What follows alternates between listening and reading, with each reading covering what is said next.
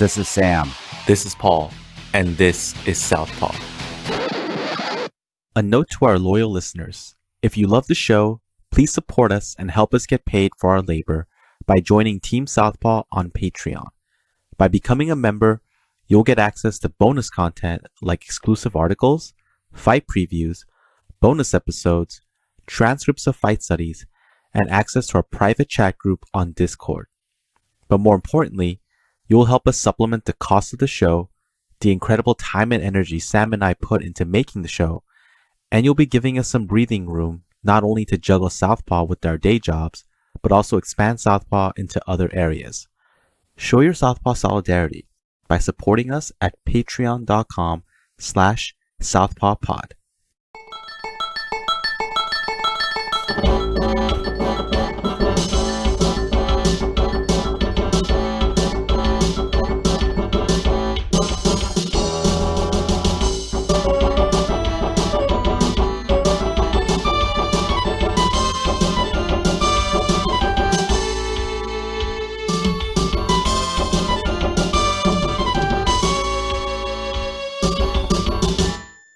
The Hidden Ethics of Combat Sports.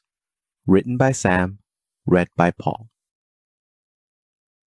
What's the difference between physical assault and a prize fight?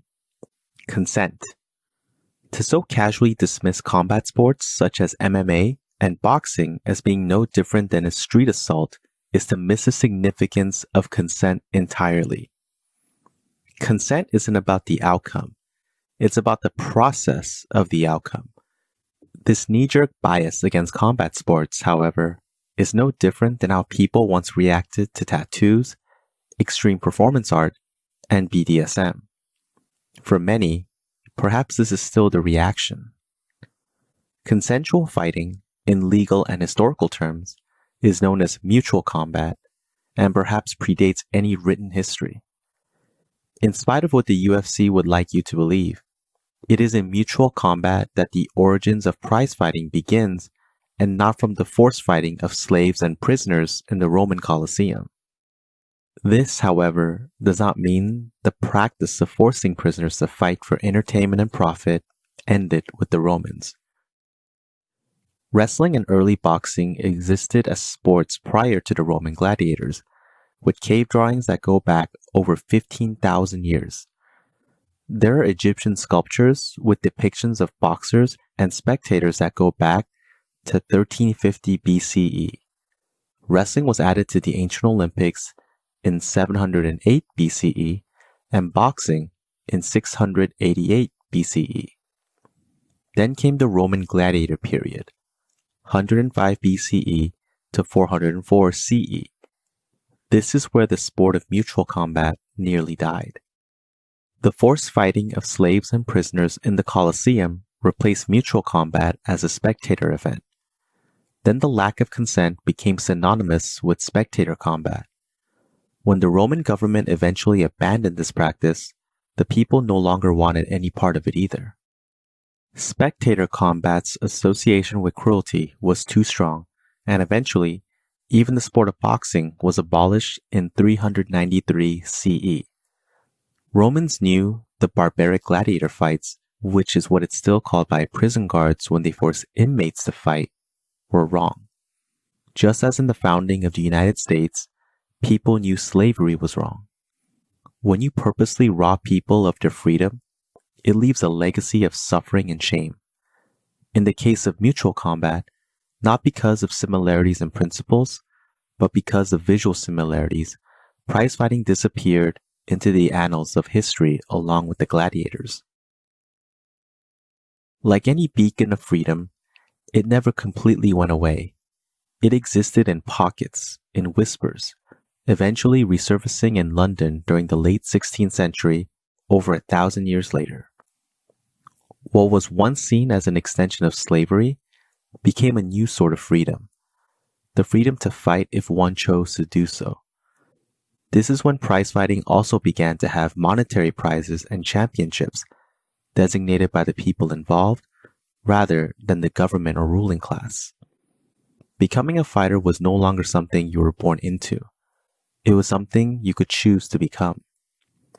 In 1743, Broughton's rules were instituted not by law or force, all voluntarily, which included gloves, no hitting of a downed opponent, and if one couldn't get up within 30 seconds, the fight was over. Even if one consented to the match, if it appears that you are no longer in a rational mental state, others could intervene on your behalf. One could also take a knee to withdraw your own consent. One was free to say yes, but also free to change one's mind. It was understood even that the consent was not a fixed event, but a living agreement. Let me repeat that. Even in 1700s boxing, it was understood that a person could consent, but also have the personal autonomy to change their mind. Yet even today, this same concept is hard to understand with regards to sex and personal autonomy. The evolution of consent ethics in prize fighting didn't end here. In 1867, the Marquis of Queensberry rules were published. This introduced weight classes, referees, physicians, and corners. And more importantly, this gave non-participants the ability to stop the match. Even if one does consent, it does not mean one always has the soundness to do so. Outside the ring, this concept stands in stark contrast to the laws of many states where the age of consent is 16. Only recently did Las Vegas start cracking down on intoxicated people getting married.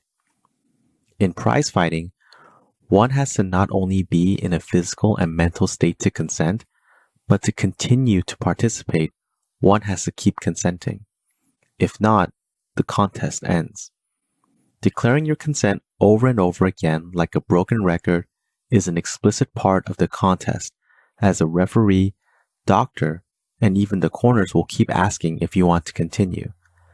An omission is the same as saying no, a vital part of consent. Then the UFC came in 1993. The UFC will tell you its great innovation was a lack of rules. I disagree.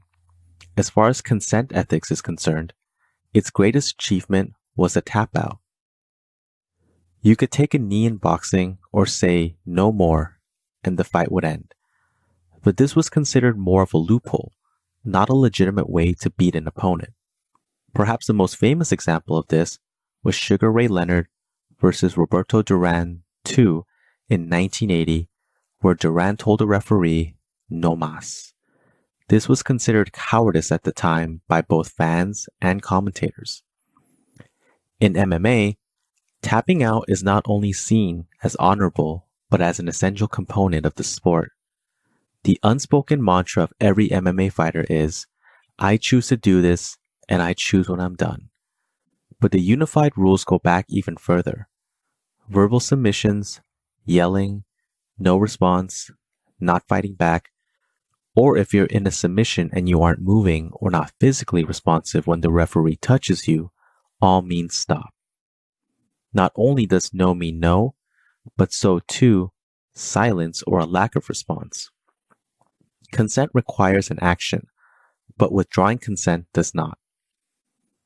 The standard ethical rule most of us cite, the golden rule, needs an update because the emphasis is solely on action, even at the expense of consent. In 1743, you could no longer punch a downed opponent, and in 1867, weight classes were instituted.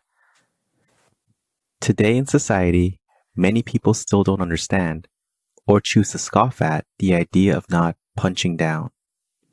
When they do so, they dismiss the advantage of privilege.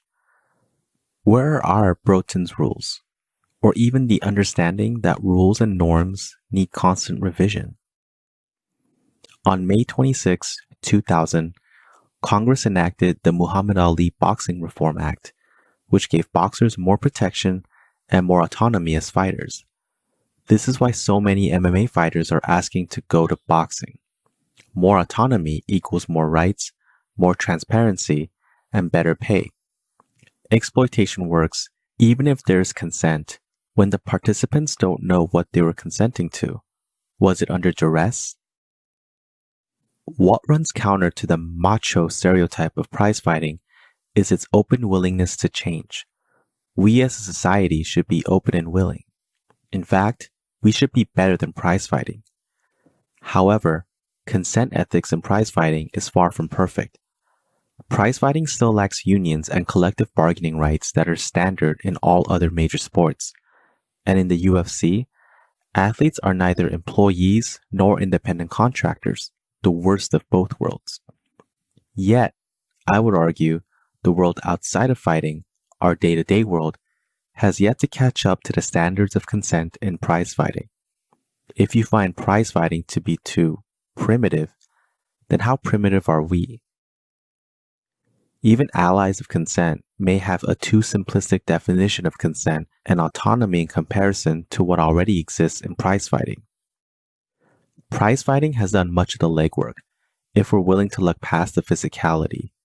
But the physical stakes are what makes consent that much more vital. The ethics don't exist in spite of the physicality, but because of the physicality.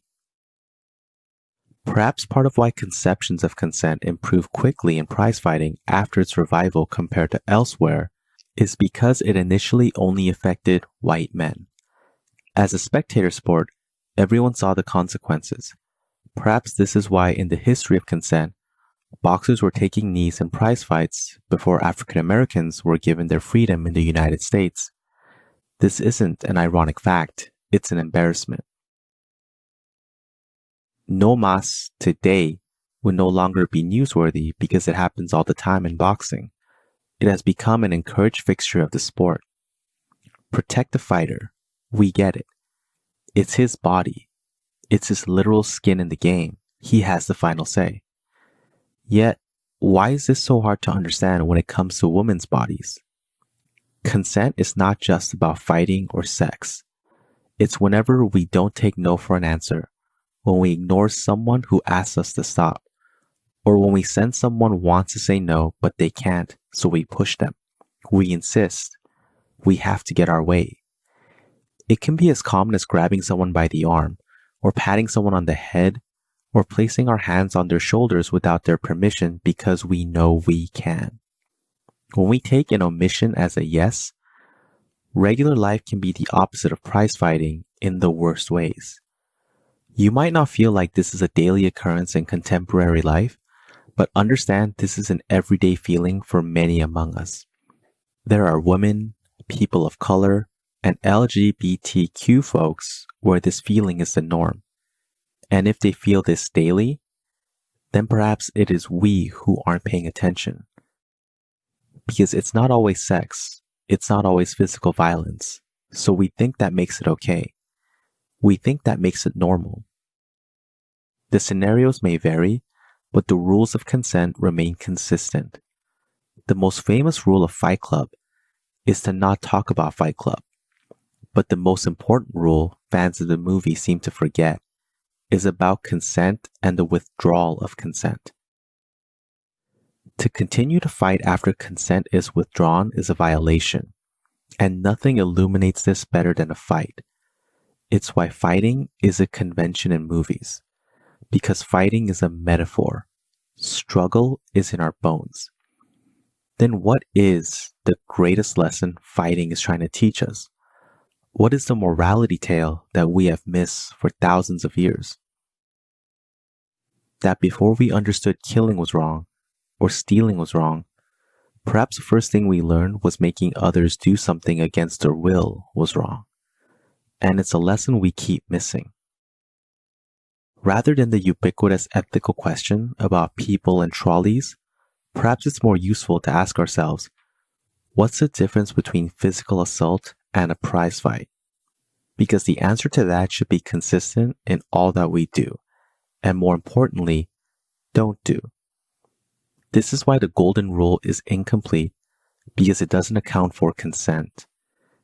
It's not only do unto others as you would have them do unto you, but also don't do unto others what you don't want done to you. Don't violate autonomy, but also be willing to go from bystander to referee. Now that's the show. If you enjoyed this episode and find this type of independent media worthwhile, please consider supporting the show on Patreon. We have a lot more episodes like this one in the works, but need your financial support to keep the show running. Even a few dollars a month goes a long way. No one does what we do, and it's all being funded by you, the listener. In return for supporting us, you'll gain access to lots of bonus content along with our private Discord chat. Even if you can't support us, there's a lot of free bonus content there as well. We also have an online store if you want to show your Southpaw solidarity by wearing our swag. You can find all pertinent links at southpawpod.com. And if you can't afford to support the show and still want to help, please leave us a 5-star review wherever you listen. This makes it easier for others to find us. And don't forget to share your favorite episodes or the podcast itself on social media. Tell your friends. Until next time, goodbye. Southpaw. Hitting with the left. Southpaw.